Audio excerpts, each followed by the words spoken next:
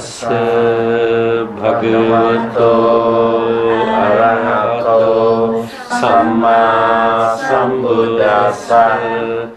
Namo tassa bhagavato arahato samma sambuddhassa.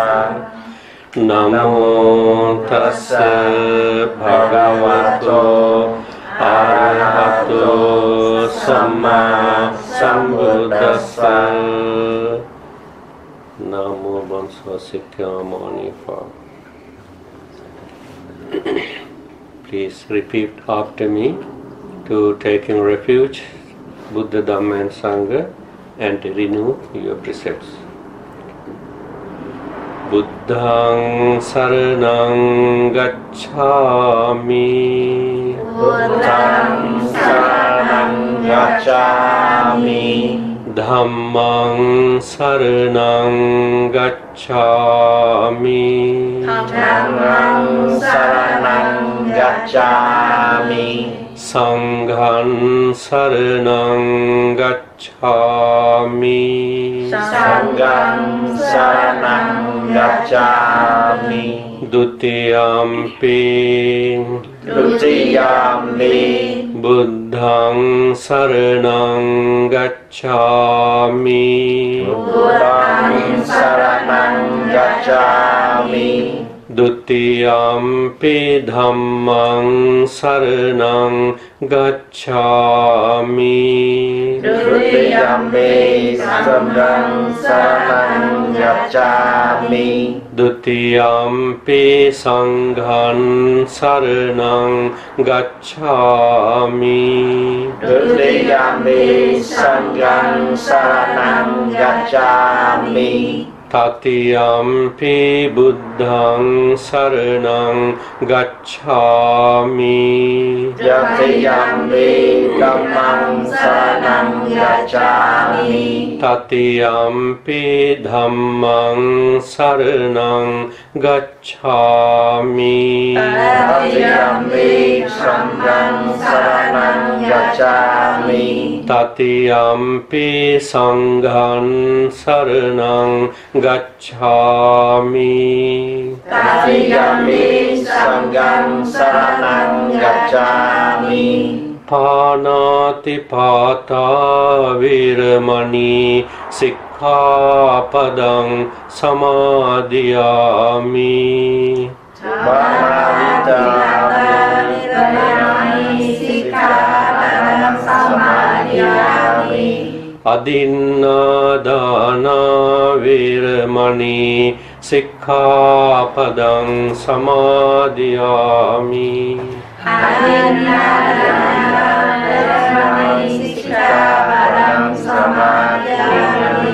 Kāmesu miccācārā viramani sikkhapadang samadhiyāmi. Kāmesu miccācārā viramani sikkhapadang samadhiyāmi. Musāvādā viramani sikkhapadang samadhiyāmi. Musāvādā viramani sikkhapadang samadhiyāmi. Surāmiraya majjapamā dattāna viramani sikkhapadang samadhiyāmi.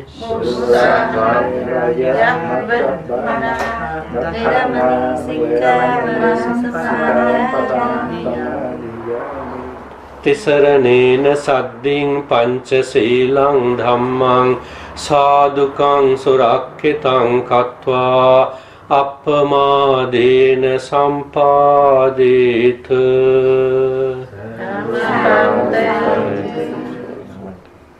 You can sit for a few minutes to practice metta meditation.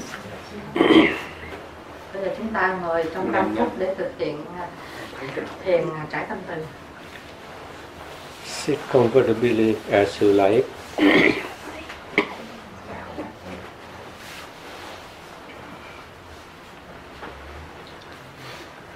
Gently close your eyes. Chúng ta nhẹ nhàng thôi, nhắm mắt lại. Let go the past and let go the future. Chúng ta không nghĩ tới quá khứ, cũng không nghĩ tới vị lai. Think only this very beautiful moment where are you sitting and living. Và chỉ nghĩ tới giây phút hiện tại tuyệt vời này, nơi mà chúng ta đang ngồi. Fill your heart with loving, compassionate thoughts. Và chúng ta để cho trái tim chúng ta đầy những cái ý nghĩ về từ bi. Completely relax your body. Và chúng ta hoàn toàn thư giãn. Like a piece of cotton. Như một miếng bông gòn.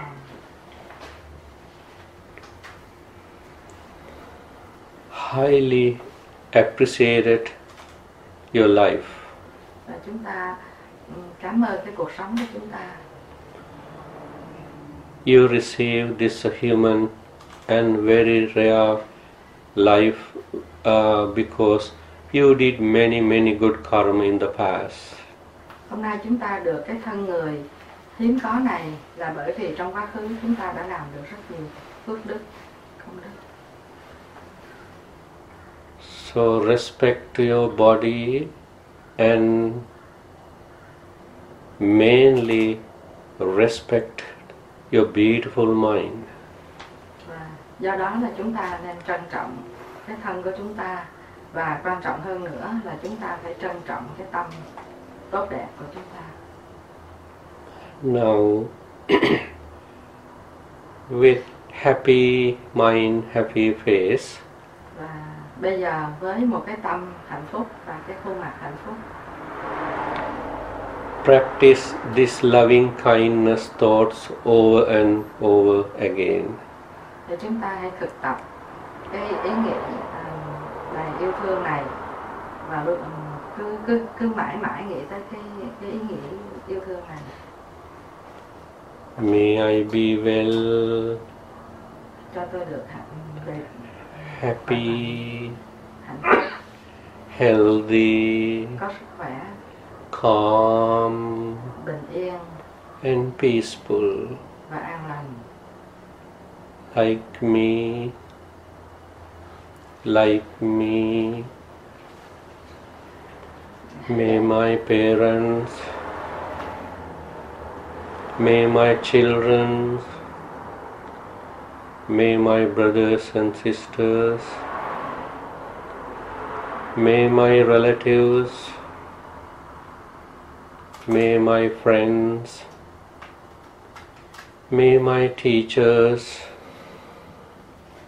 may all indifferent people, may all human beings, may all living beings be well, happy, healthy, calm and peaceful. Cũng như tôi, cha mẹ, con cái, anh chị em, bạn bè, thầy cô, tất cả những người thân và những người không thân, tất cả những nhân loại và tất cả những sinh vật đều được khỏe, đều được hạnh phúc, đều được có sức khỏe và bình an.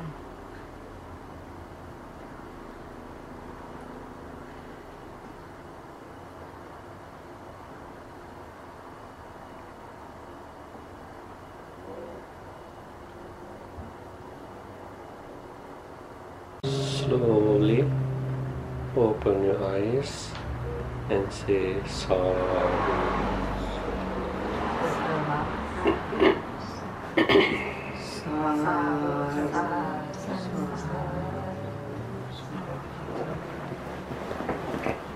Dear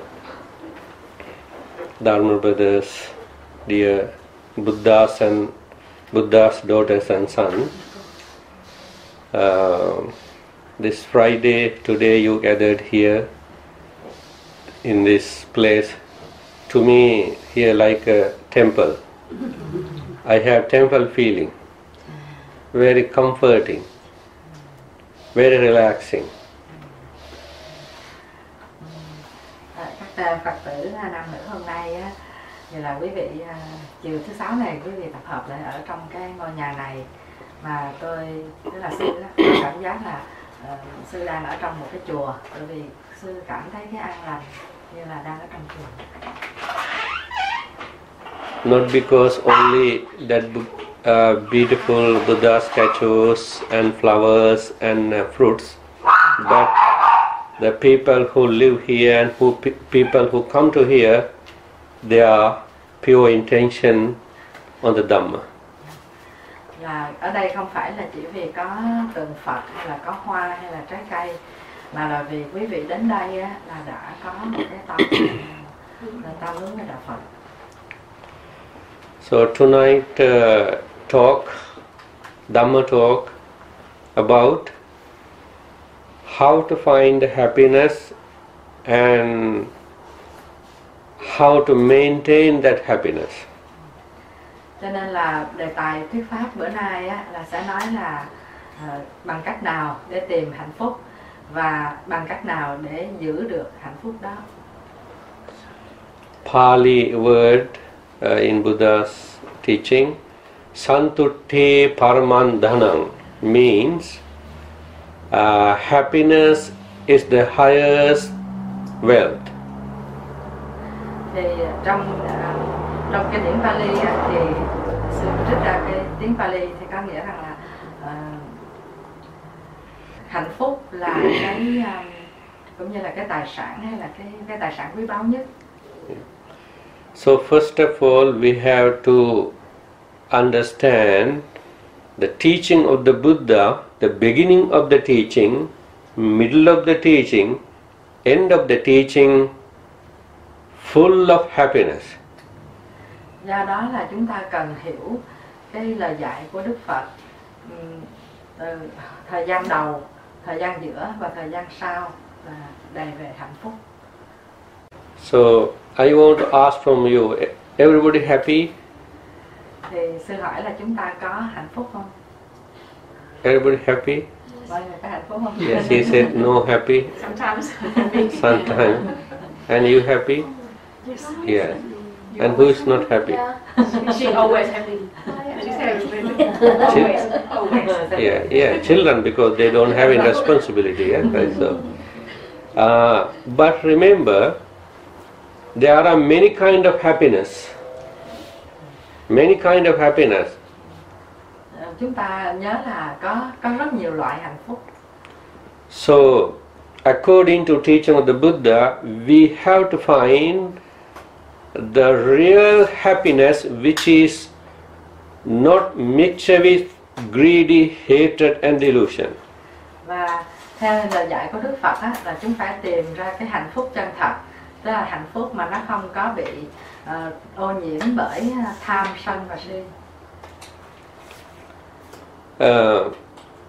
You see the Buddha statue around the world, almost now every country Buddha statue, he has half a smiling face.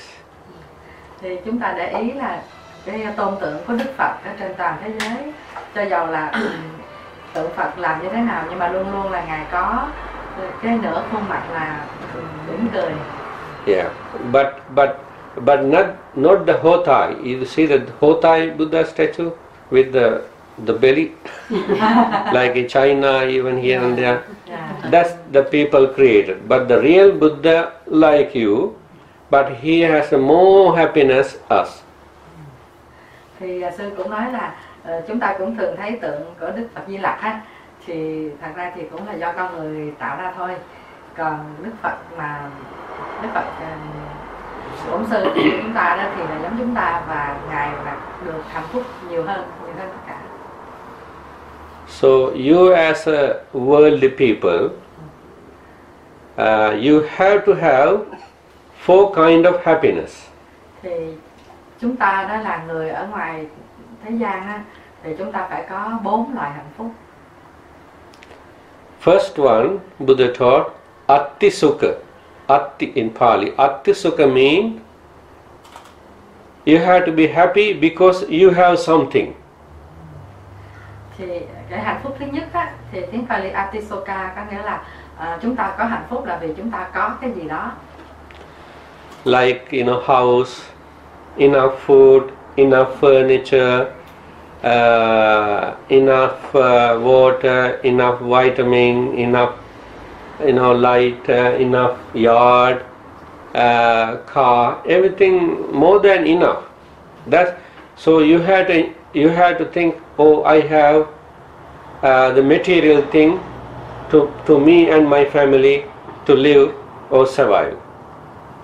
Thì sư nói cũng như là chúng ta có nhà cửa, có đủ thức ăn, có đủ những cái phương tiện, sân, rồi có xe. Nói tóm lại là chúng ta có đầy đủ vật chất để mà chúng ta có sống và gia đình chúng ta sống được đầy đủ. Yes, but that's not enough. Nhưng mà như thế cũng chưa phải là đủ. Because some people, they are accumulating stuff, but they are not using it. Bởi vì có nhiều người thì họ tích trữ rất là nhiều món nhưng mà họ không có dùng đến. So therefore, second happiness called Bhoga Sukha. Bhoga Sukha means you have to use it or you have to enjoy it, whatever you have. Và hạnh phúc thứ nhì á, thì có chữ Pali là Bhoga Sukha, là chúng ta có tài sản nhưng mà chúng ta phải dùng nó và chúng ta phải hưởng thụ nó. Third happiness called Anana Sukha. Anana Sukha means no debt. No debt. You pay off most of the stuff. Và cái hạnh phúc thứ ba đó là Anana Sukha, có nghĩa là không có bị nợ, không có bị mắc nợ đó. Maybe that is most hardest thing in every country, even this country, payment, mortgage, all the stuff. But that's all right if you're doing on time or if you can pay off with money, then you have that happiness. Mean no debt, no debt. Thì sư cũng nói là tùy các cái mức độ khác nhau á, thì ngay như bên Úc này thì ai cũng có mắc nợ nhà, nhưng mà nếu mà chúng ta mà trả cái tệ nợ nhà mà đúng thời hạn á, thì cũng coi như là không có bị mắc nợ. That's the third kind of happiness. Fourth kind of happiness called Anavajja Sukha. Anavajja Sukha means when you look back your life, like yesterday, last week, even this morning, this noon time, you've never done anything wrong, physically, mentally, verbally, to yourself and to others. That kind of happiness. Còn cái hạnh phúc thứ tư á, là cũng như là khi mà chúng ta nhìn lại cái cuộc đời, nhìn lại cuộc đời quá khứ của chúng ta, cho dù là ngày hôm qua hay là từ trưa tới giờ, thì chúng ta hạnh phúc là vì không có làm một cái gì tổn hại đến người ta, cho dù là bằng cách là vật chất hoặc là lời nói, hay làm một cái gì mà hại cho người ta, hay là hại mình, thì là chúng ta hạnh phúc. Yes, this is the called mundane happiness. Mundane people like you need. Thì đây á, là 4 cái hạnh phúc này đó, thì người ta gọi là 4 thứ hạnh phúc của thế gian, tức là người của chúng ta mà sống trong thế gian đó thì có cái loại hạnh phúc này. Now there is another kind of four happiness Buddha taught. Rồi Đức Phật mới dạy là có 4 loại hạnh phúc khác. Namely Kama Sukha, Samadhi Sukha, Deva Sukha, Vipassana Sukha. Thì những cái từ mà sư nói là cái hạnh phúc đầu tiên đó là Dhamma Sukha, tức là hạnh phúc nghe pháp. Samadhi Sukha là hạnh phúc trong thiền chỉ. Deva Sukha là hạnh phúc thiên, tức là cõi trời á.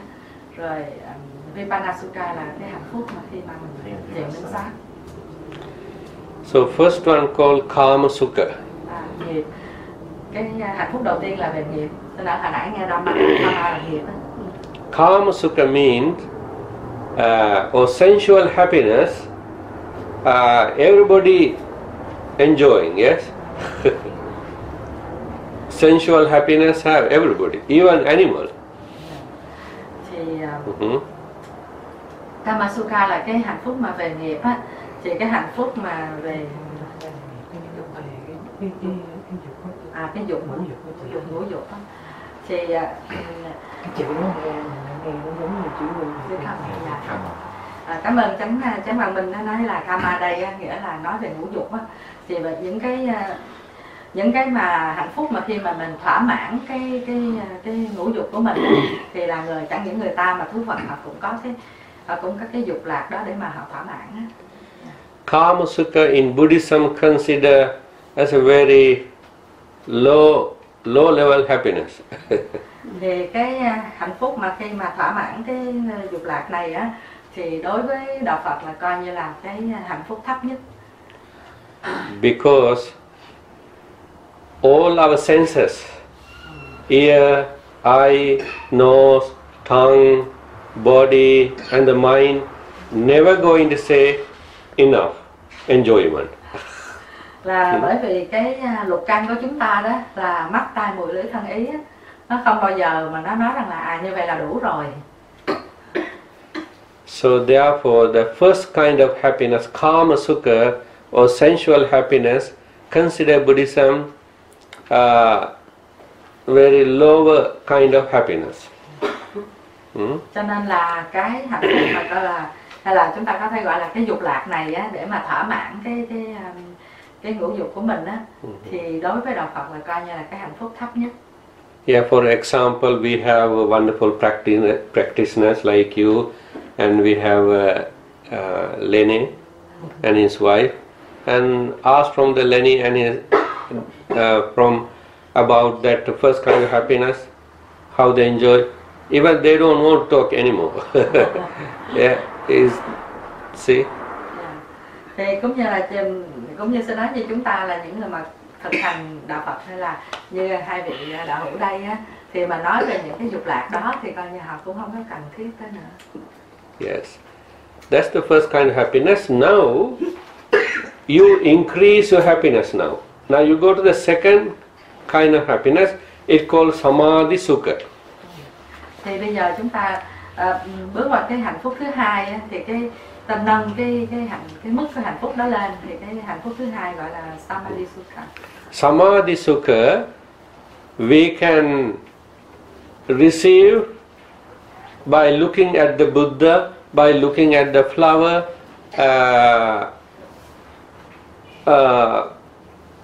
by concentrating your mind. Concentrated mind bring concentrated happiness. Thì cái hạnh phúc thứ hai này á, thì có thể là chúng ta thực hành là chiêm bái tượng Phật, hay là ngắm hoa, hay đúng hơn là chúng ta tập trung tâm ý vào một chủ đề nào đó, thì là có thể gọi là định á, cái hạnh phúc do định đưa tới. Yes, that happiness more advanced than that first happiness. Yeah. Cái hạnh phúc thứ hai này thì nó cao hơn, tốt hơn cái hơn là cái hạnh phúc đầu tiên. Now the practitioner or Buddha's disciple looking more advanced happiness. Và những vị mà thực hành theo lời dạy của Đức Phật á, thì sẽ tìm tới những cái hạnh phúc mà nó tiến bộ hơn, tiến lên hơn. Yeah. Third happiness called Deva Sukha. Và cái hạnh phúc thứ ba thì gọi là Deva Sukha. Deva Sukha means divine happiness. Tức là hạnh phúc cõi trời. By practicing four teaching, you can find that divine happiness right here. Bằng cách mà chúng ta thực hành 4 điều dạy của Đức Phật á, thì có thể nói là hưởng hạnh phúc cõi trời, hay là hưởng hạnh phúc của chư thiên ngay lúc này. That fourth thing is loving kindness, compassion, appreciative joy, and great equanimity. Và 4 cái lời dạy mà chúng ta thực hành đó là từ, bi, hỷ và xả. Loving kindness means good heart for everybody, not personal love, but for everybody and whole universe. A loving heart. Thì từ á, là cái tấm lòng mà thương, thì không những là thương những người thân của mình mà thương toàn bộ thế giới, thương toàn cả vũ trụ. Compassion, when you see somebody suffering, physical, mentally, your heart going to melt it and to want to some help. Thì tâm bi nghĩa là khi mà chúng ta thấy người khác đau khổ, cho dầu là đau khổ về vật chất hay tinh thần, thì cái tâm của mình nó cũng mở ra và tới để giúp đỡ người ta. Yeah, fourth one called mudita or appreciative joy, no jealous. Cái tâm thứ ba là tâm hỷ á, thì ở đây là quý thầy nói là tùy hỷ, tức là không có ganh tị với cái người thành công. Like other people have very rich life, beautiful life, successful life, more material life, but no jealous. You happy, oh how wonderful, wonderful. They enjoy their life, no jealous at all. Thì khi mà chúng ta thấy cái người mà gọi là giàu sang hơn hay là danh vọng hơn hay là họ có thành công hơn á, thì không có tâm ganh ghét đố kỵ, mà chúng ta cũng là tùy hỷ vui với cái vui của họ. Fourth one called upekha or equanimity, balanced mind, no shaking your mind no matter what happening outside world. Và tâm thứ tư là tâm xả. Tâm xả là cái tâm của mình nó bình an, nó quân bình đó, nó không có bị xáo trộn do những cái gì xảy ra ở bên ngoài. Yeah, upekha or equanimity is the most hardest one. Và thực hành cái tâm xả là khó nhất. But when you practice even a little bit of metta or loving kindness, it supports to practice compassion. Compassion support practice appreciative joy. Appreciative joy support to practice equanimity. Nhưng mà nếu mà như chúng ta thực tập cái tâm từ á, thì cái tâm từ đó nó sẽ giúp đỡ cho mình thực tập tâm bi. Và tâm bi thì nó giúp chúng ta thực tập được tâm hỷ. Và thực tập tâm hỷ thì giúp chúng ta thực hành tâm xả dễ hơn. Okay, now this is the third one called in Deva Sukha, divine happiness. By practicing that four thing, metta, karuna, mudita, upekha, is a Deva Sukha. Thì cái hạnh phúc mà thứ ba này á, là hạnh phúc chư thiên á, thì chúng ta có được hạnh phúc đó là bằng cách thực tập 4 cái tâm là từ, bi, hỷ, xả. I hope you love to listen some stories too, yeah? Yeah. Bây giờ sư nói là sư sẽ kể những câu chuyện. This is story about Buddha's previous life. We call Bodhisattva. How to say in Vietnam language? Eh? Botha, yeah. Thì sư sẽ kể về một câu chuyện tiền thân của Đức Phật. Thì lúc đó thì ngài là còn là một vị Bồ Tát. Yeah, Botha's previous life, one story, how he practiced equanimity and to qualify to become a Buddha. Thì câu chuyện tiền thân của ngài á, là khi còn thực hành hạnh Bồ Tát á, là ngài thực hành cái tâm xả như thế nào để mà trên con đường để mà chứng quả Phật. Once a long time ago, many lifetime ago, Botha was born as a monkey in the Himalaya. Thì xưa thiệt là xưa nhiều đời nhiều kiếp trước á, thì Bồ Tát ngài sanh ra như là một loài khỉ ở trong núi Hy Mã Lạp Sơn. While he wandering in the trees, he heard the human voice down there. Khi mà chú khỉ đó mà đang đi giữa những hàng cây ấy, thì nghe cái tiếng người ta ở dưới núi. He came down the Botha monkey and he seen a human trapped in the very deep well. Và khi mà tới đó thì chú Khỉ thấy là có một người bị kẹt ở dưới giếng, một cái giếng sâu. He cannot come out because he trapped very deep way. Và người ta không có, cái người đó không có ra được là bởi vì bị kẹt ở dưới cái giếng sâu đó. So this Bhante monkey went to the forest and he brought the long rope. Thì chú khỉ đó đi trở lại vào rừng và lấy một cái sợi dây dài. And he tied up one corner around the tree, other corner put into the well. Và cột một đầu của cái sợi dây đó vô cái cây, còn cái đầu kia thì thả xuống giếng. So that the man who used that rope, and by using it slowly he come out. Và cái người mà bị kẹt ở dưới giếng đó thì họ nắm cái đầu sợi dây đó và họ lần theo cái sợi dây đó để họ ra khỏi giếng. So that the man was very tired, hungry and thirsty. Thì cái người đó khi ra khỏi giếng rồi đó thì rất là mệt mỏi và vừa đói vừa khát nữa. Before he go to his village, he sat under the tree for the rest. Thì trước khi mà trở về làng á, thì người đó nằm nghỉ ở dưới cái cây. The Bhante monkey also came. The Bhante had put the human lap like this. He also took a nap. Và khỉ Bồ Tát đó cũng nằm nghỉ cạnh người đó và cũng ngủ. So now that man slowly he woke up and he saw the Bhante monkey taking nap on his lap. Và khi mà cái người ta đó thức dậy á thì mới thấy rằng là Bồ Tát khỉ là đang ngủ nằm trên cái bắp đùi của ngài. So this cruel man thought I am so hungry now. Và cái người đó lúc đó nghĩ là giờ tôi đang rất là đói. He slowly picked up a stone. Và từ từ lấy một cái viên đá, một cục đá. And hit the Bhante head. Và đập vào đầu của Bồ Tát khỉ.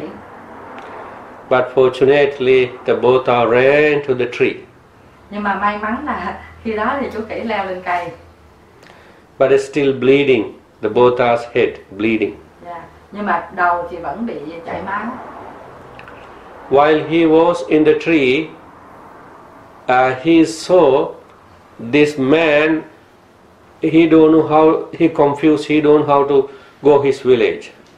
Và khi mà ở trên cây á, thì Bồ Tát khỉ thấy rằng là cái người đó là không có biết đường để trở về làng. So this Bhante monkey jumped tree to tree and one hand the tree branch and get the bleeding blood from the head and drop all the way to the village. Then the man can see the path and he went to the village. Và Bồ Tát khỉ khi đó thì truyền cành từ cái cây này qua cây kia, thì một cái tay thì nắm cái cành cây và để cho cái máu mà từ trên đầu của mình nó nhỏ xuống suốt cái đoạn đường đó đặng cho đến làng, để cho cái người ta đó có thể đi theo cái vết máu mà về tới làng. Can you do like that? Thì sư mới hỏi là chúng ta có thể làm được như vậy không? Almost impossible. Đối với chúng ta thì có lẽ không được rồi. But Bhante, eons and eons practice he qualified to become Buddha.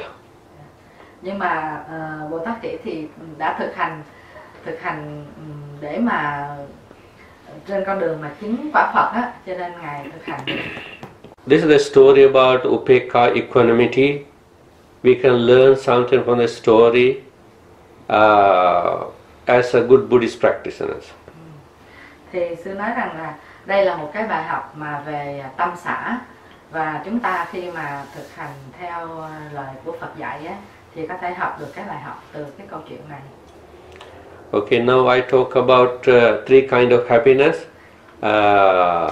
sensual happiness, concentrated happiness, and divine happiness.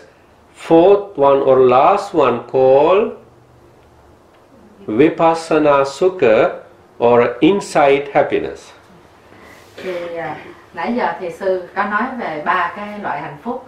Hạnh phúc đầu tiên là cũng như là thỏa mãn dục lạc, rồi hạnh phúc thứ nhì là khi mà mình thiền định, rồi hạnh phúc thứ ba là khi chúng ta thực hành bốn cái hạnh từ bi hí xả của chư thiên, và bây giờ tới cái hạnh phúc thứ tư á, là hạnh phúc khi mà thực hành thiền minh sát, hay là khi mà quán chiếu phía nội tâm. The fourth one or last one is the most powerful, most profound happiness. Và cái hạnh phúc thứ tư này á, là cái hạnh phúc sâu sắc nhất và mạnh mẽ nhất. Finally, we all need to reach to find that kind of happiness. Và cái mục đích sau cùng là cuối cùng là chúng ta phải đạt được cái hạnh phúc thứ tư này. Yes. So you already heard the word vipassana, yes? Yes. Chúng ta đã từng nghe cái từ vipassana. Yes. V plus passana. Okay, that's definition. V means especially. Thì từ vipassana là do hai từ kết hợp lại á, từ vi và từ passana. Thì vi á, có nghĩa là đặc biệt đó. Passana means looking. Passana có nghĩa là nhìn, có là quan sát đó. So then vipassana means looking especially. Thì như vậy á, or deeply. Thì vipassana có nghĩa là nhìn một cách đặc biệt hay là nhìn một cách sâu sắc vô đó, thì mình dịch là minh sát, là nhìn một cách đặc biệt sâu sắc. So when you're driving in, especially in Brisbane, you know, go to Gold Coast, Sunshine Coast, sunny day, you use sunglasses, yeah? Yeah. Thì những cái ngày mà nắng gắt mà khi chúng ta lái xe đi Gold Coast hoặc là Sunshine Coast đó, thì phải lái xe phải đeo kính mát. When you see through that sunglasses, you can see the outside, maybe little greenery, you know, a little bit more color, yeah? Thì khi mà nhìn qua cái kiến mát đó thì chúng ta sẽ nhìn cái màu của cái kiến, thấy cái màu nó khác. When you remove it, you cannot see those colorful things, yeah? Khi mà bỏ cái kiến mát ra thì có thể nhìn thấy cái cảnh, cái màu sắc xung quanh. So we have always or blue color or green color glasses. That's why we are not looking things as it is. Bởi vì chúng ta mang kính mát hoặc là màu xanh hoặc là màu nâu đó, cho nên là chúng ta không có nhìn được cái cảnh vật như nó là. So Buddha used three words for this happiness. Utpad titi bhanga means, utpad means every condition, all the pain, all the comfort, all the material thing arising. Titi means stay for a while. Bhanga means passing away. Everything rising, existing and passing away regardless. Thì Đức Phật có dùng ba từ để mà nói về các sự vật, tất cả các sự vật thì nó đều có khởi lên, rồi nó ổn định trong một thời gian, rồi sau đó là nó hoại diệt trở lại. So this vipassana happiness is the most powerful, most highly appreciated in Buddhism. Và vipassana là thiền minh sát, đó là cái có mạnh mẽ nhất và được quý trọng nhất ở trong đạo Phật. We have to look whenever we can, everything in the universe rising and falling. Thì chúng ta đều thấy là mọi việc ở trong vũ trụ này á, thì có là sanh và diệt. Say sun rising and sun setting, yeah? Cũng như chúng ta thấy mặt trời mọc và mặt trời lặn. And flower blooming, flower fading. Rồi chúng ta cũng thường thấy hoa nở rồi hoa tàn.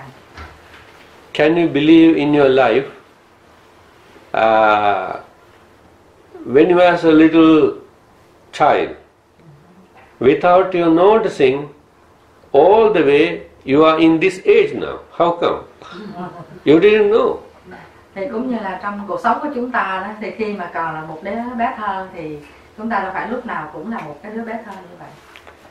So Buddha advised to find the real happiness in our life, we have to look everything deeply, mindfully, without any bias, like, oh, this is the pleasant, this is the unpleasant, this is I love, this is I don't love, thing like that. Just as it is. Cho nên là Đức Phật mới dạy chúng ta là nhìn cuộc sống á, thì không có vướng bận vào cái chuyện là mình thích hay là không thích, tức là không có bị trở ngại bởi cái chuyện là thích hay không thích, là cái sự vật nó đến với mình thì cứ đến như nó là như vậy và chấp nhận nó như vậy. Now I briefly explain to you four kind of happiness. First kind of happiness, mostly worldly life. The second four kind of happiness, mostly for our spiritual development. So the last fourth one, called Vipassana Sukha, that's the most essential happiness for. Actually, we don't need to expect by practicing Dharma to get some happiness. But Buddhism, as a cause and effect, it comes to our life. Thì sư nói là tóm lại là sư có giảng về 4 cái loại hạnh phúc mà của thế gian, rồi 4 cái hạnh phúc mà của cái người mà thực hành theo đạo Phật, và cái hạnh phúc thứ tư là Vipassana thì minh sát á, là cái hạnh phúc mà quan trọng nhất, chủ yếu nhất của đạo Phật. Thì chúng ta cũng không phải là chúng ta thực hành pháp để mà được hạnh phúc, nhưng mà chúng ta cũng hiểu là cái quy trình, cái quy luật nhân quả, thì nhân và tới quả thì nó sẽ đi ra đó. With my own experience, last many years, I notice if I am not happy means I am not enough close to my own heart. Thì với kinh nghiệm của sư bao nhiêu năm qua đó, thì sư thấy rằng là khi nào mà sư không có được hạnh phúc á, có nghĩa là lúc đó sư không có gần với cái tâm của Ngài. So who is the person who live on this earth with highest happiness? Who? Thì sư mới hỏi là trong thế gian này nè, cái người nào mà có cái hạnh phúc cao nhất? Buddha. Sakyamuni Buddha. Sakyamuni Buddha. Yeah. Why? Thì tại sao? Why? Because he practiced Vipassana. Yes. It's very close to his heart. 100%. He close to his heart. So he rejoiced, enjoyed, he had highest happiness in his life. Thì Đức Phật là có cái hạnh phúc mà lớn nhất trong cuộc sống này là bởi vì Ngài là gần nhất với cái trái tim của Ngài.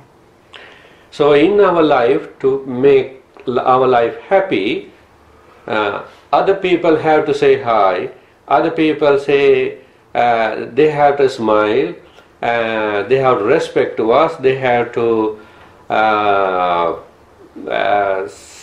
say, oh, you're wonderful, something. That's we expecting, yeah? Thì là trong cuộc sống chúng ta thì chúng ta luôn luôn là cầu mong hay là mong muốn là người ta gặp mình thì phải chào, người gặp mình thì phải cười, gặp mình thì phải tôn trọng mình. Lúc nào mình cũng muốn người khác là phải tôn trọng mình, trân trọng mình. Buddha never ever expected any gratitude, any thank you, or the wonderful, or hi, anything from the external world, never expected. Thì Đức Phật đó là không có mong muốn từ bên ngoài, không có muốn người ta phải chào hay phải cảm ơn hay là phải trân trọng hay phải khen gì hết. Nên là Đức Phật không có hề mong muốn một cái gì từ bên ngoài hết. But he was very close to his heart and highly appreciated his heart, his mind. Nhưng mà Đức Phật á, thì Ngài rất là gần với trái tim của Ngài, và lúc nào Ngài cũng trái tim gọi là từ tâm hay là tâm từ của Ngài, tâm của Ngài, và Ngài rất là trân trọng, rất là quý mến cái tâm của Ngài. So my question for you, how many times you said, I love my body, my appearance, my hair, my skin, my eye, I'm handsome guy, I'm very pretty lady or something, yes? Thì sư có hỏi là có bao nhiêu lần trong cuộc đời á là tôi nói là mình tự nói là tôi rất là thích cái thân của tôi, cái da của tôi đẹp, rồi cái người tôi đẹp, cái tóc đẹp, rồi mắt đẹp, rồi mình là người đẹp. Thì bao nhiêu lần mình hỏi như vậy? Always. Always. Yeah. Nothing you ever said to your mind, no matter what, I love my mind. Có bao giờ mà chúng ta nói với cái tâm của ta là cho dù chuyện gì có xảy ra thì tôi vẫn thương cái tâm của mình không? Yes or no? Sometimes I say sorry. See? Sorry to my mind. See? Sorry. See? I like my body. Sometimes I say that. But you never said to, I love my mind. So this is then, you need to change now, okay? No matter what, I love my mind. That's exactly Bhante did. Và cho nên là chúng ta ít có cái chú tâm tới cái tâm của mình á, cho nên sư nói là giờ từ đây về sau chúng ta phải thay đổi, là bất cứ chuyện gì xảy ra thì chúng ta phải thương, phải thích, phải thương cái tâm của mình. In Sakyamuni Buddha's teaching, no place to condemn our life whatsoever. Thì Đức Phật có dạy rằng là không có cái chỗ nào để mà mình cái bản gì oán trách cứ cái cuộc sống của mình, không có trách móc, không có trách móc cái cuộc sống của mình. You know how rare this life? How rare? How rare? Rare. R-A-R-E. Rare. Chúng ta biết rằng cái cuộc sống này nó rất là hiếm, quý hiếm đó. Rare. This is rare or not this life? Thì hỏi cuộc sống này là có hiếm có hay không? Very rare. Buddha gave the example. You may amazed. A story. The time of the Buddha, the king was there, and the Buddha advised the prince, the corner of the ground, the hanging, just one horse hair, horse the animal, one horse, one hair, hanging in the tree. Thì sư mới kể là một cái thí dụ á, là cái thời của Đức Phật mà khi đó là còn là thái tử á, thì người ta treo cái lông của con ngựa. The prince, he should shoot with bow and arrow far away to that horsehair. Thì thái tử phải đứng ở rất là xa và bắn cung tên á, thì bắn tên vào cái sợi tóc của cái con ngựa đó, cái sợi lông của con ngựa đó. When? Khi nào? Night time. Ban đêm. In the dark. Trong ban đêm, trong bóng tối. Possible? Thì làm được không? Impossible. Not only that, he have to send bow and arrow in the dark, but not only that, in the dark, when the lightning struck moment. Thì phải bắn cái mũi tên đó nó vào cái lông của con ngựa đó trong bóng tối, mà khi mà cái sét nó sát á, cái sét nó nhá lên. Possible? Có thể. Possible? So this is the example about our moment, our life, in this present life. Thì đó là cái thí dụ mà về cái lúc mà chúng ta được sống, được sinh ra làm người á, khó khăn giống vậy.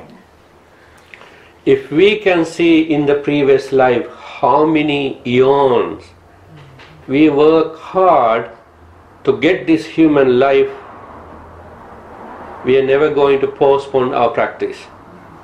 Thì nếu mà chúng ta nhìn lại mà trong những cái đời trước á, mà bao nhiêu là kiếp mà chúng ta đã phải làm rất là nhiều cái hạnh khó làm để mà được cái thân người á, thì khi mà biết như vậy là chúng ta sẽ không có chậm trễ trong cái việc thực hành. So we don't know we will born or not in the future. Thì cũng đâu có biết được là trong tương lai đó là sẽ như thế nào. But we know for sure we living and live now in the present life.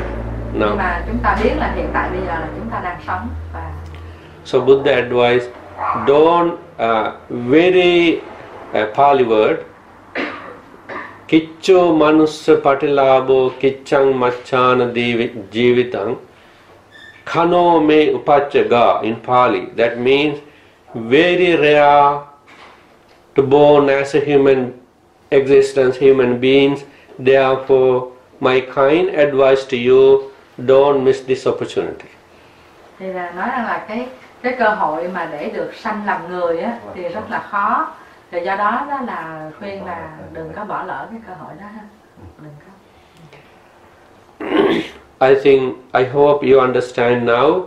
To find the real happiness in our life, not too close to the outside world, but to closer and near to dear to your own in mind and heart. Thì là sư mới nói rằng là để mà tìm cái hạnh phúc á, thì không có tìm hạnh phúc ở bên ngoài mà phải gần với lại cái tâm linh của mình. Now, so see, I cannot read your mind. Only Buddha can read. But I don't know you can read or not my mind. But I can still. But that's why I'm asking if you have now time for you to ask any difficulties, any issues in your mind, then we can find the answer from the Buddha's teaching. Thì sư cũng nói là sư cũng chưa có cái khả năng mà đọc được cái tâm của mình, cũng như mình thì cũng chắc không đọc được tâm của sư, nhưng mà sư nói là bây giờ chúng ta khi mà thực hành á, cái gặp cái khó khăn hay cái gì á thì hỏi rằng là sư có thể là hướng dẫn theo cái lời dạy của Đức Phật. My master, he will turn this year 105 in Tikland. Still alive? Yeah. It's alive. My teacher, my master, he will be 105 in this year. In December. Sư phụ của sư là ở Tích Lan đó thì năm nay sẽ là 105 tuổi. Yeah. He's still sitting. So he used to, ask question from the audience. If they were silence, and my master saying, "Oh, you don't have question," means either you are enlightened or you completely foolish. So you are very wise. Yeah. Mm-hmm. Thì vị thầy của sư có nói rằng là mỗi lần mà hỏi coi có ai có câu hỏi hay không á, mà không ai hỏi gì hết á, thì thầy nói là thì một là quý vị giác ngộ rồi, rồi hai á là ngủ hết rồi. Bhante, you just told me about the mind. Whatever, you always thank you the mind. But before, someone teaching me because long times I didn't know about the Buddha teaching, and I lived like very foolish or whatever. And I feel probably of the sickness, and I feel sorry to my body, my mind, and sometimes I find it hard to practice the vipassana. And sometimes I say I'm sorry to my mind. It was not very well looked after. I'm sorry to my body. I didn't look after well in my heart or whatever. And then I feel it's like accepting the sorry, and I feel okay. And what about your teaching? Don't say that. Don't say thank you. If my thinking of the foolish way or whatever, why you accept? Yeah, that's all right. Just so that's all right. My mind. That's okay. I will handle you. Thing like that. I will handle you. See, when you say sorry, a kind of pity, little bit, yes, yeah, pity, yeah. So, because our mind always going ups and down, no matter how much you practice or not, our mind, like a tennis ball going ups and down. That's all right. That's a human nature. Also, our mundane, it's okay. But whenever something happening, just thank you. Oh, that's all right. So when your children, they're stubborn and you give in something, yes, to stop their behaviors, yeah, some piece of chocolate, something, and they okay. And see the cats and dog, how you train them. You are not blaming, right?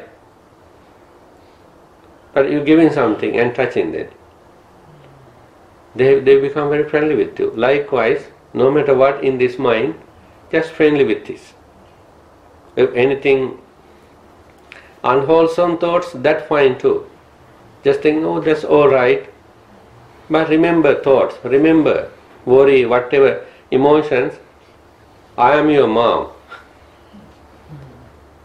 I have a responsibility to take care of you. And also, when the emotion comes to your mind, don't make a big picture. Don't look as big, like a Himalaya. Okay? Even look like this. Oh, this very little thing in my mind. Oh, I can handle it. Thing like that. So that way, no depression, no worry, nothing. Yeah. Cái câu hỏi của thầy không biết cái hỏi dịch có trúng ý không á, thì giống như là khi mà bệnh hay là khi mà cái tâm mình á, thì cũng như là sư thì dạy là mình phải cảm ơn cái tâm, nhưng mà bạn thì thấy là cần phải xin lỗi cái tâm, tại vì mình không có chăm sóc nó đàng hoàng. Thì sư cũng mới nói rằng là cái tâm của mình thì nó cũng nó lên xuống vậy đó, thì nó là bình thường thôi. Thì nó khi vui khi buồn kiểu vậy đi, thì khi mà mình lo âu hay là có cái chuyện gì xảy ra á, thì đừng có nhìn nó mà quá to lớn, cái là đừng có nhìn nó như cái Hy Mã Lạp Sơn á, thì cái nhìn nó nhỏ lại hơn. Cái như là mình là chủ á, mình là chủ thì mình có thể như là làm chủ được nó, để mình có thể thấy nó nhỏ hơn, và có thể như là cái bạn gì điều khiển được nó á, thì mình điều khiển được nó. Ý của sư nói trong nghĩ là giống như mình nói là mình là người mẹ chăm sóc đứa con vậy đó. Khi mà nó muốn cái gì đó mình chiều cho nó, cho nó, giống như là con chó con mèo vậy, mà mình cho nó một miếng bánh hay miếng gì đó rồi mình vỗ đầu nó, thì nó rất là friendly với, rất là thân thiện với mình. Thì cái tâm của mình cũng vậy, mình để nó nhẹ nhàng, mình dỗ về nó, mình biết ru nó bằng những lời êm dịu thì nó sẽ nhàn xuống thôi. Nhưng mà mình hay we forgive ourselves. Forgiveness. Cái tại vì khi mà dùng cái chữ là train the mind, giống như là train là gì ta? Giống như mình huấn luyện cái tâm á, thì cũng giống như mà huấn luyện mấy đứa con nít thì mình phải cho nó dỗ bùi á, hay là cũng như là cái sư ví dụ chó mèo vậy, mình cho nó, nhưng mà mình huấn luyện nó để mà nó làm theo ý mình, chứ không phải là mình chiều nó. Đó là mình Thì cũng bởi vì cái đó dễ lẫn lộn lắm đó. hai cái đó. Thật ra là ý của sư dạy là mình thấy là huấn luyện cái tâm thì mình cũng cho nó. Nhưng mà làm ơn giải nghĩa giùm cho. Nói với sư, nhiều khi mình dễ dãi với mình á, mình thấy mình được cũng tốt, mình phán xét cái tâm. Our friend says that sometimes we have to like Easy. do easy with the mind, and then we forgive ourselves too much. That means that we don't see that we need to train it and in the proper way, and then just like forgive ourselves and take it easy too much. Too much. I think when we are mindful, I think that's only way to keep on practicing mindfulness. Now see, right now you are very mindful. Yeah, you're sitting. You are not moving much because you are very mindful and focusing. So this mindfulness, especially we have to take wherever we go, especially in the workplace here and there as we can. So that way, no need to give much forgiveness, and you continue your path. Yeah. Thì cũng như sư dạy là chúng ta thực hành chánh niệm á, thì giống như hiện tại bây giờ là chúng ta đang thực hành chánh niệm, chứ là ngồi yên không có động đậy nhiều, rồi giữ cái tâm mình cũng như là tập trung vậy đó, thì không có cần phải như là tự tha thứ gì. Việc này đúng. So. Nhưng mà có nhiều khi xin lỗi việc phải biết sư dụng. I explain by Vietnamese to him. Oh yeah, Thì mình có nhiều khi mình chánh niệm cho mình quá, cái mình quên xung quanh đó. Tức là giống như cái hình mà hôm trước tôi nói, xung quanh cái thằng nhỏ đó mày đẩy xe đó, mà mình cứ nói mình mindfulness, đi cái xung quanh thằng nhỏ nó rất là khổ sở. So Bhante says that sometimes we practice mindfulness and we concentrate too much on that, and we forget about what's going on around us. And sometimes we just practice that because she saw a picture when they were doing walking meditation, and someone on a wheelchair, and then the person on the wheelchair had to use his hands, and nobody helped this person. So her question is that we practice mindfulness for ourselves, and then we forget around us. The person. Yeah. There's a person on a wheelchair, and then this person is just using his hands and then also it's like if there was not up, and then she said in the picture nobody helped this person. They are too mindful on walking.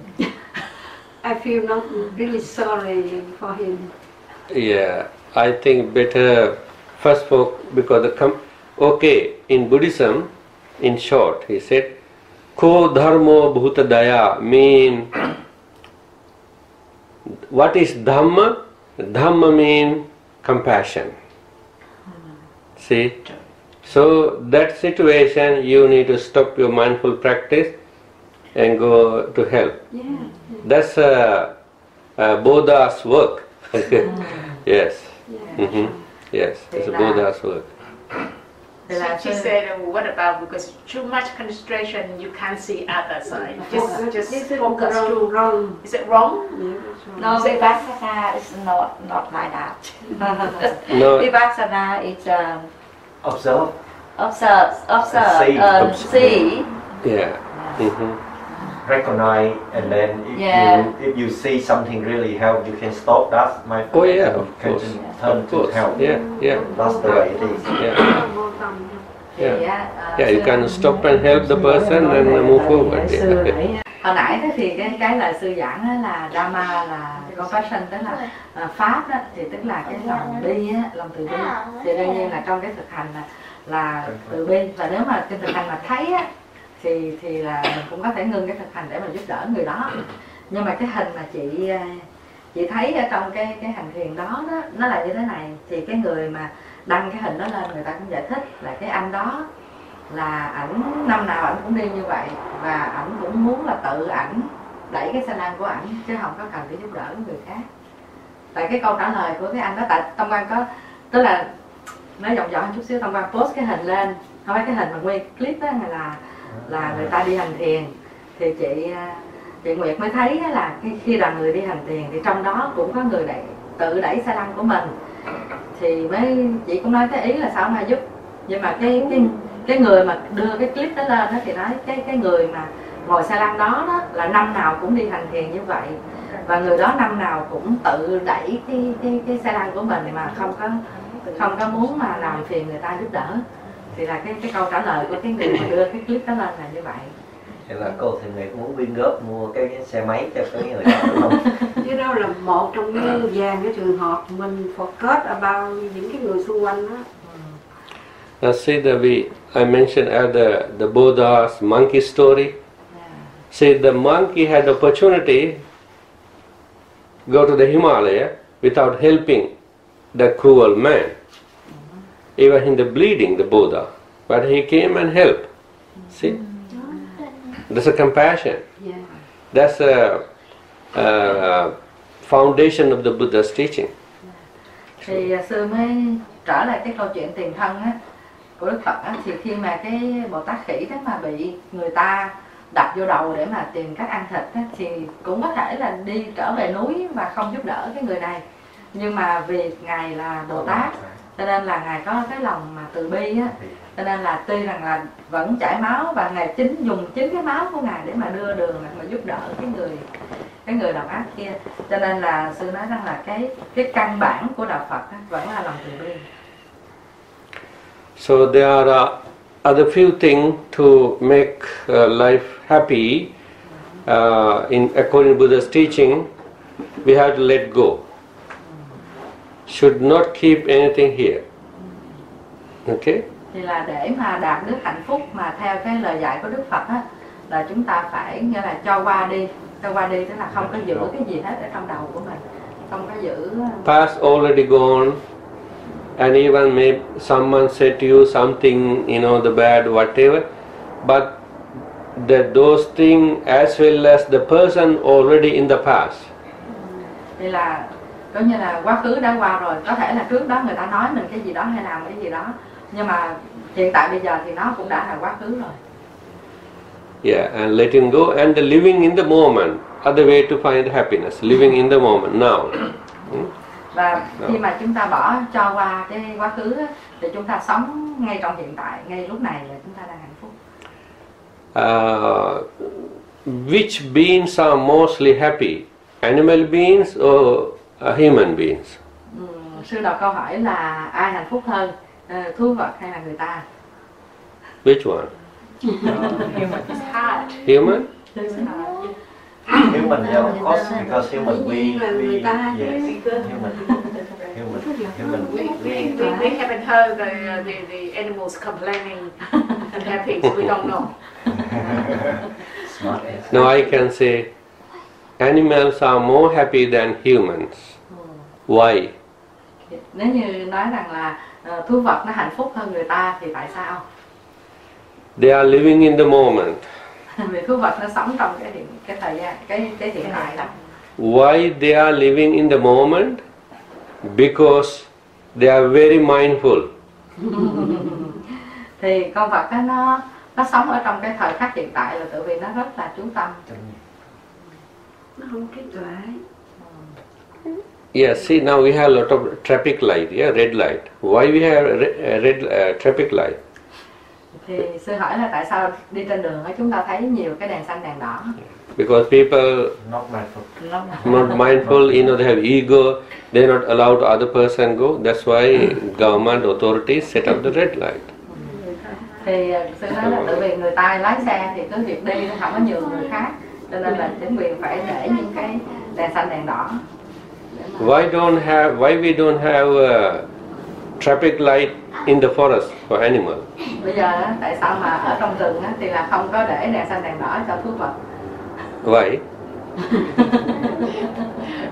Because those animals, they are not hitting each other. They move around mindfully. Tại vì thú vật ở trong rừng á, mỗi con nó có cái đường đi của nó, chứ không có đụng nhau. Sometimes they fight. I don't. They fight. Yeah. Sometimes they fight. Yeah, even for fight, they use mindfulness. Ngay cả lúc đấu tranh thì nó cũng. Yeah, the humans, they are not use mindfulness to fight. If they have mindfulness, they're not going to fight. See? So if I look deeply, mindfully, I'm going to fight with you. Okay, that's my intention. But I had to think, I am going to fight with you, which part of your body? Fighting with the face, or ear, or head, or what? Useless. So my master, I said, now he will turn 105 years old. He used to say all the time, two people fighting, two people arguing, two people quarreling means not two people, but two suffering. See? Thì khi mà chúng ta có cái ý định mà muốn đánh ai hay gì đó thì phải suy nghĩ là đánh vào phần nào của cơ thể người đó. Thì sư mới nhắc lại vị thầy của sư mà năm nay 105 tuổi đó, thì khi người ta mà đấu đá nhau hay là cãi nhau hay là gì đó, thì sư nói là không phải là hai người mà là hai cái đau khổ, hai cái sự đau khổ. So, any more thoughts, question, or? Bhante. Yeah. That's the first one is how we. You second part you didn't say that how we maintain the happiness. Thì câu hỏi của Nguyên Ân đó là hồi nãy sư mới có nói tới phần đầu là hạnh phúc là gì, là phần thứ hai là làm cách nào để giữ hạnh phúc. Yeah. Now we already learned how to find the happiness. Yes, there are many kinds of happiness, and the end I mentioned by letting go can be happy and living in the moment and happy, and most importantly I mentioned close to your mind, close to your heart. Thì sư nói rằng là chúng ta có đã học qua là cách nào để mà tìm được hạnh phúc, và sư có nói tới ba ý. Thứ nhất là let go là cho qua đi, cho nó qua đi, không có vướng bận. Rồi thứ hai là sống trong hiện tại. Và thứ ba nữa là gần gũi với cái tâm của mình. So next, when you get happiness, the real happiness, pure happiness, how we can maintain, right? So, some of you doing business, yes? Thì sư nói là khi mà chúng ta đã tìm được cái hạnh phúc rồi á, tìm cái hạnh phúc mà chân hạnh phúc đó, thì là làm cách nào để mà giữ cái hạnh phúc đó. Thì sư mới nói là nếu như chúng ta là ở trong ngành kinh doanh đó. So when the business don't have much profit, what you gonna do? Thì giả sử như là khi mà chúng ta kinh doanh mà không có được nhiều lời á, thì chúng ta phải làm gì? So you're gonna close down the business, you will start something new.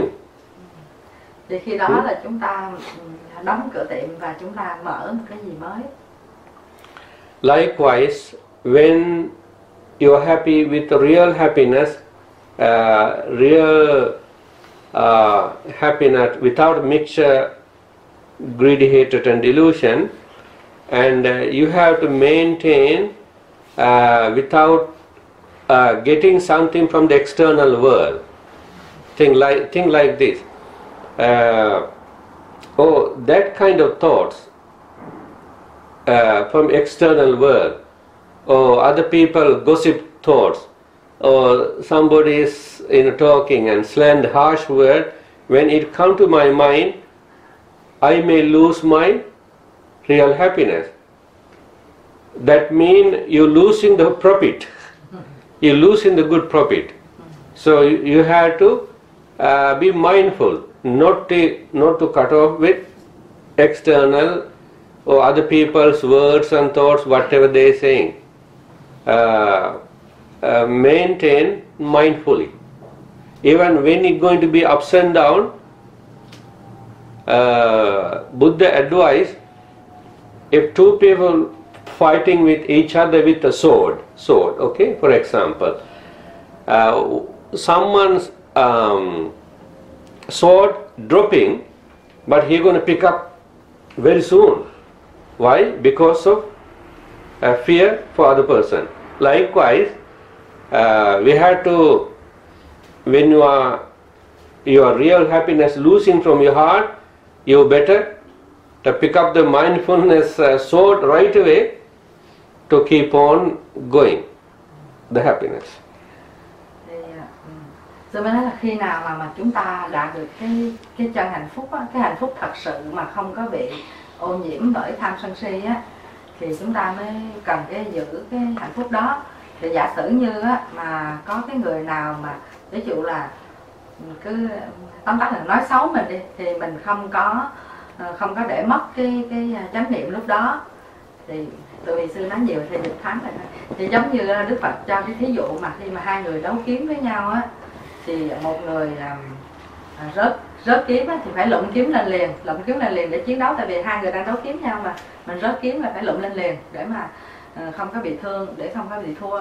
Thì cũng giống vậy á, khi mà mình bị cái chánh niệm mà vì cái gì đó mà lỡ mình mất chánh niệm thì cũng giống như rớt kiếm, phải lụm lên liền, phải lụm cái chánh niệm lên liền và tiếp tục giữ cái chánh niệm, đừng có để mất chánh niệm.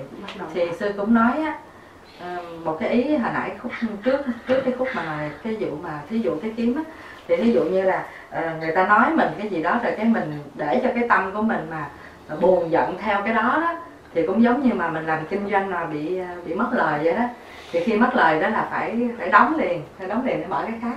Thì giống như là bị cái đó thì giống như mình bị mất lời thì phải ngưng liền cái đó để mà đừng để cho cái tâm của mình nó bị mất chánh niệm. Thì cái ý của sư dạy này như vậy. Other way to maintain the happiness, you always looking quality life, yes? Quality life? Đó là nói về hạnh phúc thì sư cũng nói như là chúng ta lúc nào cũng muốn là có một cái cuộc sống là có chất lượng á. Yes, you're looking quality life, yeah? Quality what? Quality car, yeah? Quality house, what else? Clothes. Quality clothes. Quality porn. Quality Porn. Quality porn. Quality porn and quality jewelry, quality food. That's okay. As a mundane person, just think you ever thought about that's okay, but at the same time I have to find quality mind. Thì sư cũng nói là trong cuộc sống thì chúng ta muốn cái gì cũng phải chất lượng á, là xe, nhà, thức ăn, điện thoại, quần áo, thức ăn, cái gì cũng muốn nó chất lượng. Nhưng mà cũng được, tại vì chúng ta sống ở trong thế gian, nhưng mà quan trọng là phải có cái chất lượng của cái tâm. Yes, when talking about quality mind, Yeah. as before you said, we should love our mind, we should thank you our mind. But with a really bad person, yeah, they don't have a really bad mind. How can he love his mind? Yeah. No, still.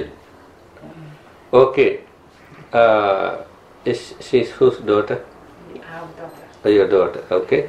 Yeah. So what is her name?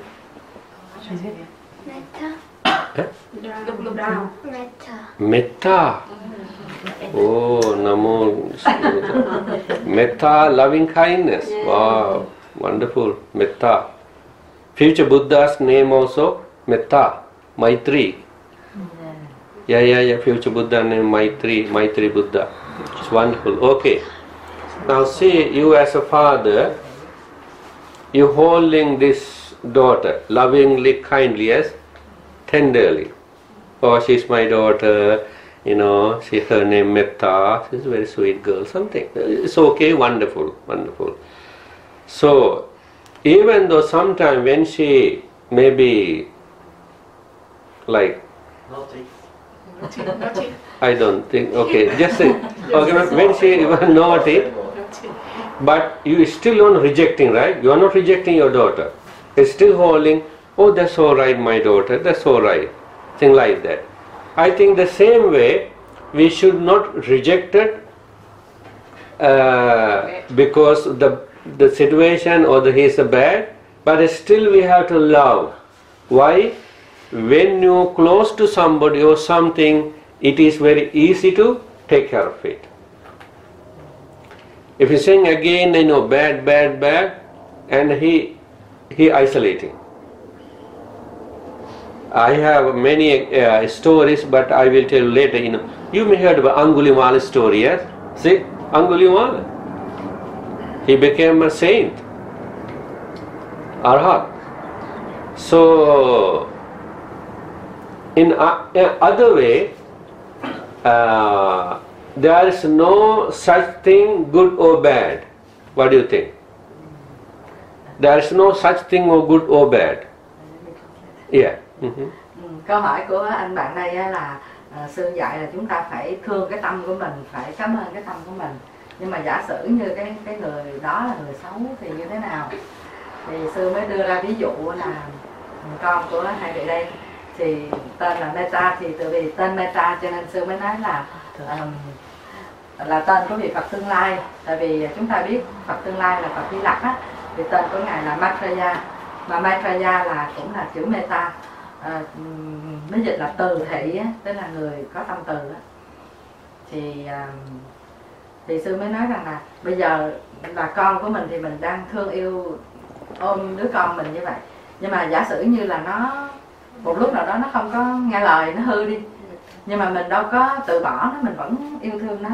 Thì cũng như vậy, đối với cái người xấu á, thì mình cũng là đem cái tâm từ, tâm yêu thương chứ không có từ bỏ.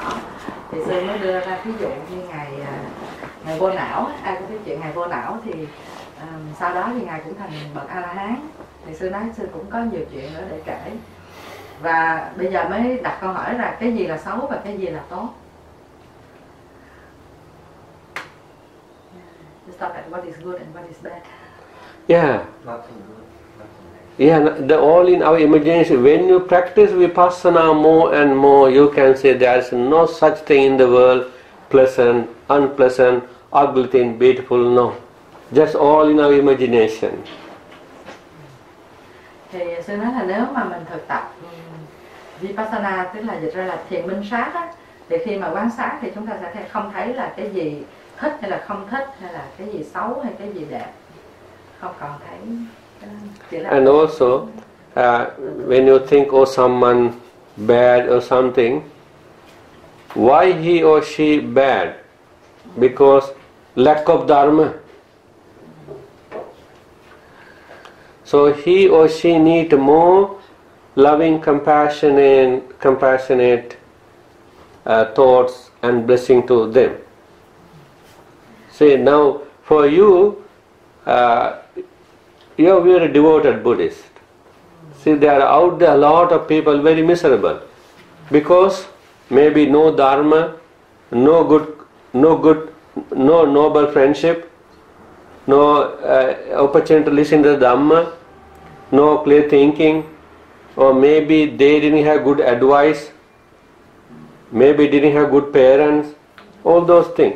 So they need more compassion than to these people from our heart.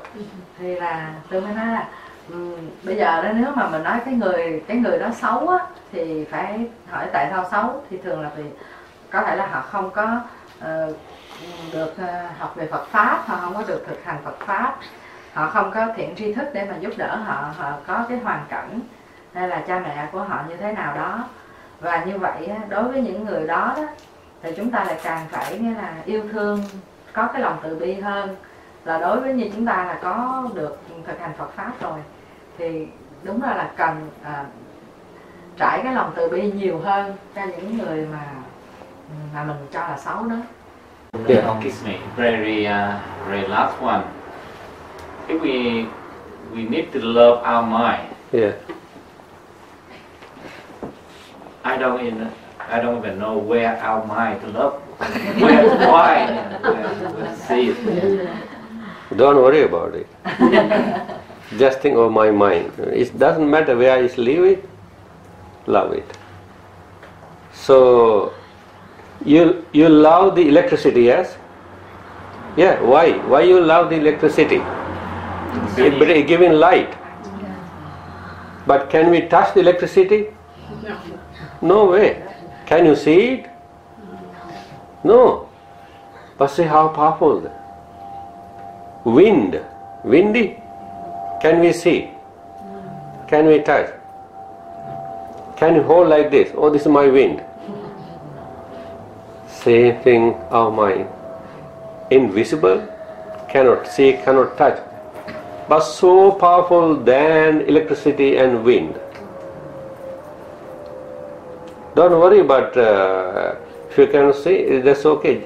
Just say, I love my mind. Because now see, I am moving my hand. Who is doing? The mind telling My mind, not this body. When my mind gone, disappear, this body useless. This body become like a piece of wood. Amazing, see, amazing. That's why Buddha recognized most powerful thing in this universe, human mind, even though it is invisible.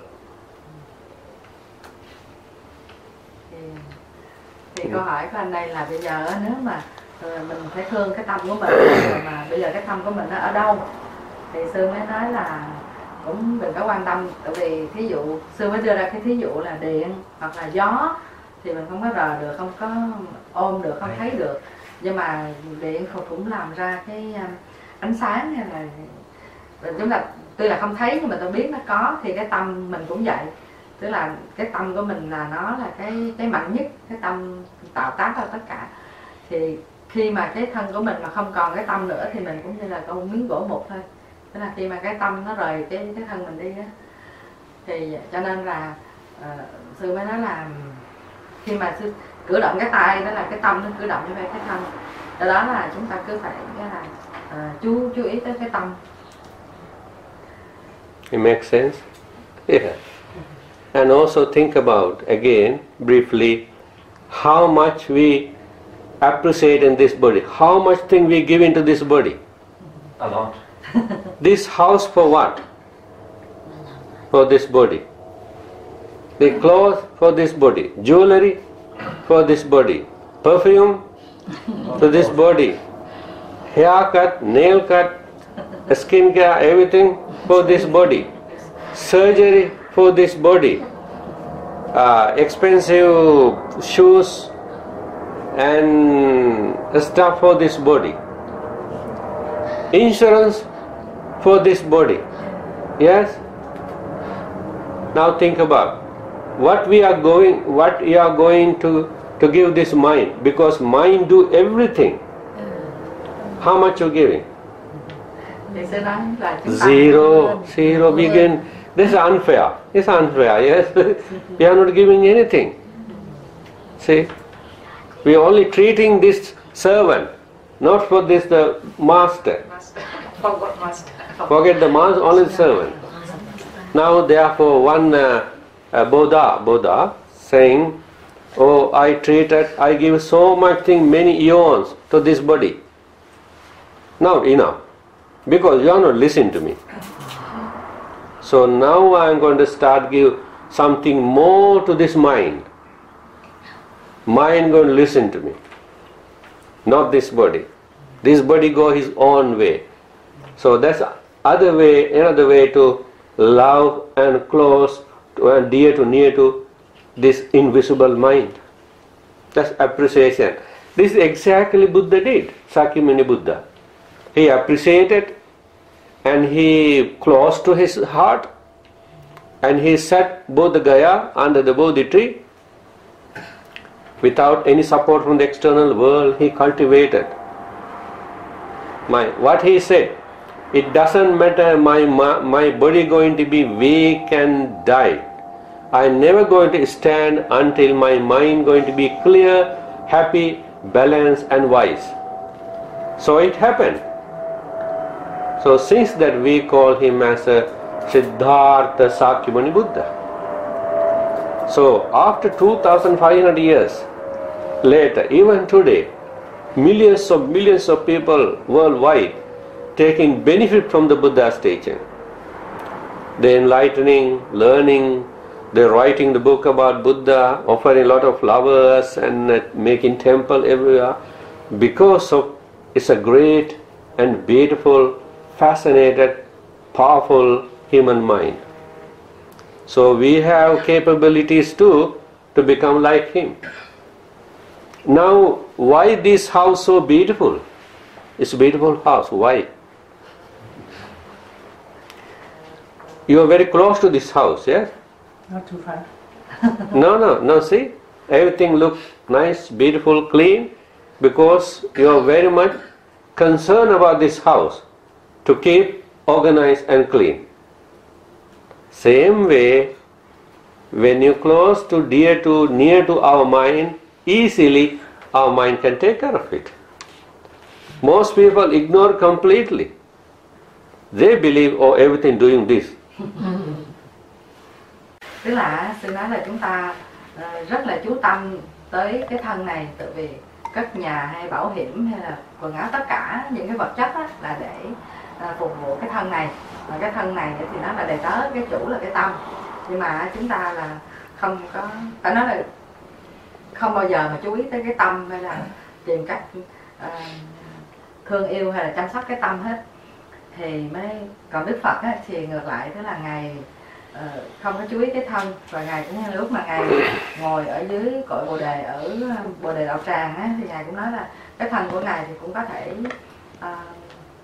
tiêu diệt đi, hủy diệt đi, nhưng mà Ngài vẫn ngồi, và cái quan trọng là để mà cái tâm của Ngài, để mà Ngài chứng ngộ cho cái tâm nó đạt được trí tuệ, đạt được ánh sáng này kia.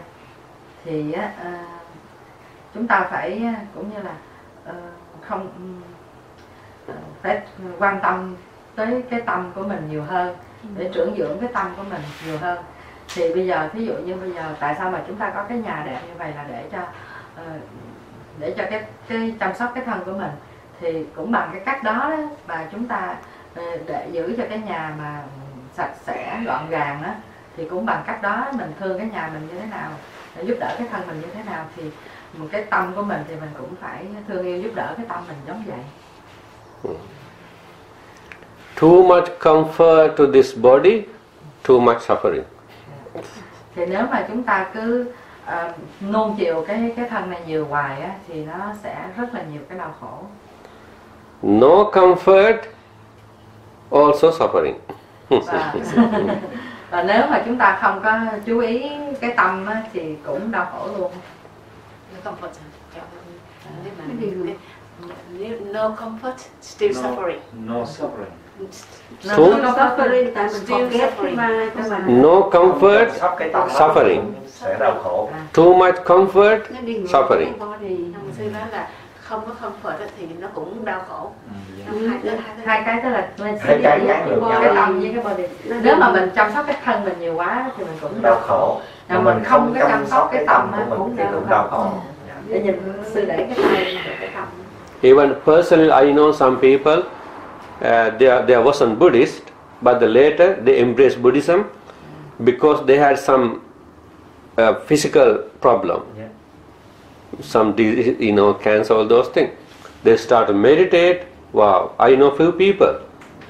One American lady, one Burmese lady, one in here. Because of they ignore the mind, they only did everything for this body. I guarantee you, meditate as you can, cultivate your mind with lot of self-love, many physical discomfort can overcome because of the mind power. So in my place in Florida, USA, I have two slogans for the American people. One, meditation is the best medication. Another one, meditate before medicate. Thì sư nói rằng là Có nhiều người họ không, trước đây thì họ cũng không có theo đạo Phật, nhưng mà tự vì khi họ có cái đau trong thân thể, ví dụ như bệnh ung thư hay gì đó, thì khi đó họ bắt đầu thực hành thiền định. Thì sư cũng kể là người bên Mỹ, người ở Miến Điện, người ở đây, thì sư mới nói là khi mà thực hành thiền định thì nó cũng giúp đỡ cho họ trong cái đau mà về thể xác đó. Thì sư mới nói là ở cái chùa của sư ở bên Mỹ thì sư mới có hai cái phương châm. Thứ nhất là thiền định là cái phương thuốc tốt nhất, và cái phương châm thứ hai là hãy thiền định trước khi dùng thuốc. Nhưng mà dịch ra tiếng Việt thì nó không có rõ cái chơi chữ mà meditation với medication. On behalf of the owners, my friend would like to say thank you to Bhante. You come over here today to give the Dhamma talk to us. And also, Tila, also thank you all friends coming here today. We can take some pictures. Thank you very much, Bhante. Come, my family and all friends very. Sit lại này. Okay, sit photo.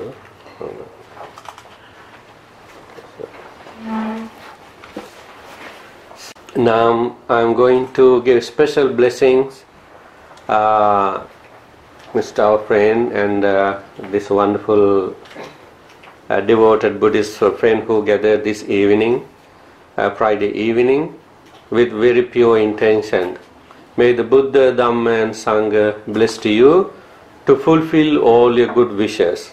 While I'm chanting, please concentrate your mind with happily, mindfully and joyfully. Okay? I'm chanting in Pali to blessing for all of you, your family members, children, and also people who didn't came this evening. Our blessing go to their life too. Namo tassa bhagavato arahato samma sambuddhassa. Namo tassa bhagavato arahato samma sambuddhassa. Namo tassa bhagavato arahato samma sambuddhassa. Mahakaruniko nato hitaya sabbapāninam puretva parami sabbapatto sambuddhimuttamam. Etena sacca vajjena hotu te jaya mangalam. Jayanto bodhiya mule sakkyanang nandi vaddhano.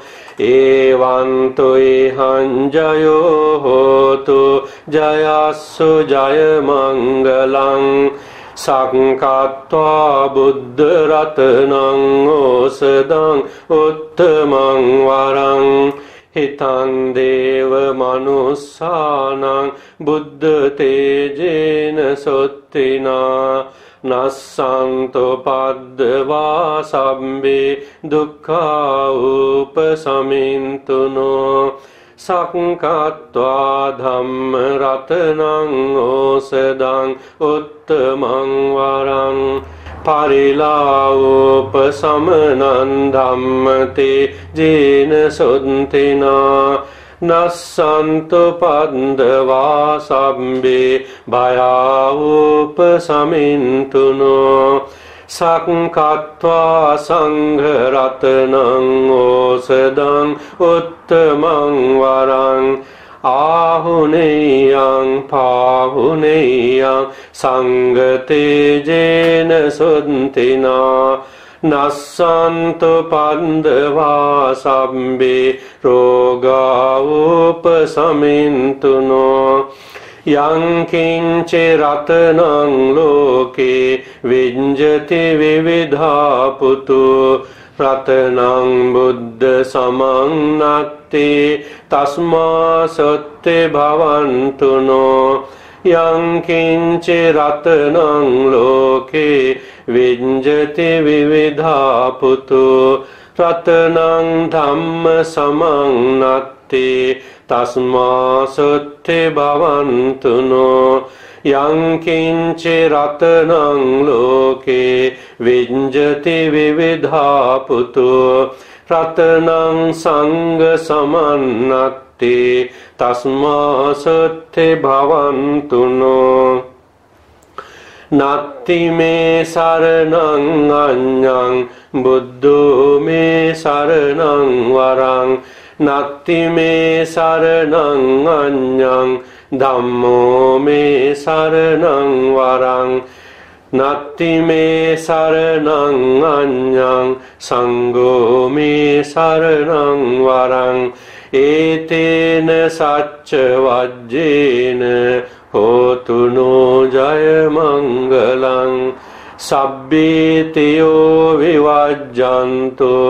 sabba rogo vinassato mate bhavatvantarayo sukhi digayuko bhava bhavatu sabba mangalang rakkantu sabba devata sabba buddhanubhavena sada satte bhavantuno bhavatu sabba mangalang rakkantu sabba devata sabba dhammanubhavena sada satte bhavantuno bhavatu sabba mangalang rakkantu sabba devata sabba sanghanubhavena sada satte bhavantuno abhivadana silissa niccang vaddhapachayino chattaro dhamma vaddanti ayuvanno sukhang balang ayurarogya sampatti sagga sampatti mevaca ato nibbana sampatti iminate samijjatu.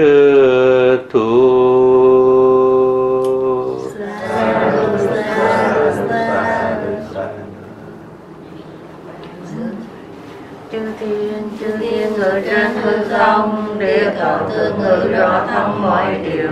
Long vương thần lực có nhiều, đồng sinh quan hỷ phước điều chúng tôi.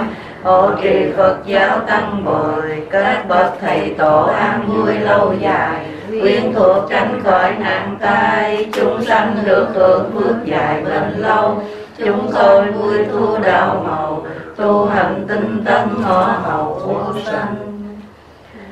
Phước căn con đã tạo thành, do thân khẩu ý tu hành gieo nên, đều là phước báo vững bền, có thể tiếp chúng độ lên thiên đàng, cung trời đạo lợi thọ nhàn. Chúng sanh hữu tượng nhân gian ta bà, chư thiên phạm thiên cùng là, bậc trời vô thượng được mà hưởng an. Phước con hồi hướng dân ban, chúng sanh hay biết hoàn toàn lãnh thâu, bằng ai chưa rõ lời cầu, xin cùng thiên chúng đến hầu mắt ngay. Có người làm phước được rài, lại đem hồi hướng hiện ai cấp cùng. Chúng sanh hoan hỷ lãnh chung, hưởng được phước quý ung dung thanh nhàn. Chúng sanh thế giới các hàng, bởi nhờ thọ thực sanh an mãn trường. Xin thâu phước báo cúng dường, quá thành thực phẩm mùi hương hóa lòng. Y đăng nô nha, tỳ năng hôn tu suki tam hôn tu nha ta yo. Y đăng nô nha, tỳ năng hôn tu suki tam hôn tu nha ta yo. Y đăng nô nha, tỳ năng hôn tu suki tam hôn tu nha ta yo. Xin cho sự phước báo mà chúng con đã sanh lại đây, hãy làm món duyên lành để khỏi những điều ô nhiễm ngầm ngạo trong